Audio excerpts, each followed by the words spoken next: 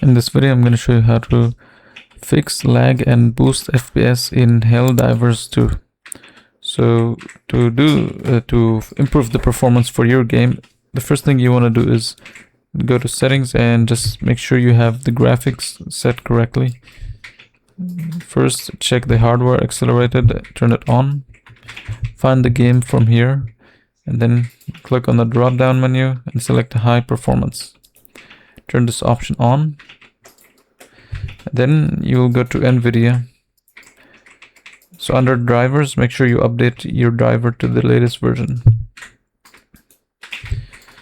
And if you go to device manager, you can also do the same here. You can update it from here if you want. So another option you want to do is go to system properties. So it will say something like view advanced system settings.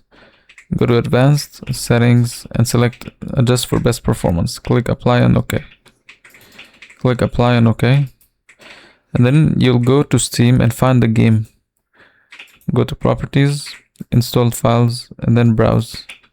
Over here you will right click on the exe of the game, and then properties, compatibility, and then just you will disable the full screen optimization. So after disabling it, click apply and OK, and this should fix your issue.